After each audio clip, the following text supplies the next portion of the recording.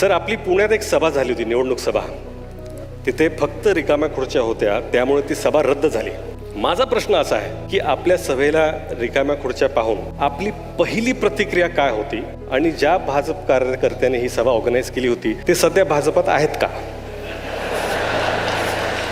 ते बिलकुल भाजपमध्ये आहेत. आणि हे खरंच आहे की इतक्या सभा मी केल्या आणि त्या ठिकाणी मी गेलो तर कधी कधी आपण सभेला लवकर पोचतो, त्यामुळे लोक येतील.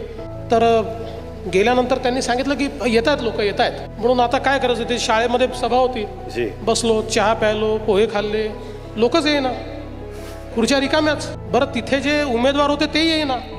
मग त्यांना फोन लावला, ते म्हणाले आमच्याकडे सभा आहे, आम्हाला तर माहितीच नाही. मग बापटसाहेब आले, बापटसाहेबांना सांगितलं, बापटसाहेब आता तुम्हीच भाषण करा, आम्हाला जुनी सवय आहे. म्हणजे आता आमच्या सभांना खूप गर्दी होते, पण पूर्वी आम्ही खुर्च्या स्वतःच लावायचो आणि सभेला संबोधित करायचो. 5-10 लोक असले तरी 50,000ची सभा आहे म्हणून आम्ही संबोधित करायचो. तसं आपल्या बापटसाहेबांनी सभेला संबोधित केलं. मी मात्र पुढच्या सभेला निघून गेलो. पण एक गोष्ट सांगतो, तो निवडणुकीच्या प्रचाराचा शेवटचा दिवस होता. सभा जरी बिना माणसाची झाली तरी त्या प्रभागात 4ही माणसं पूर्ण मेजॉरिटीने आमची निवडून आली.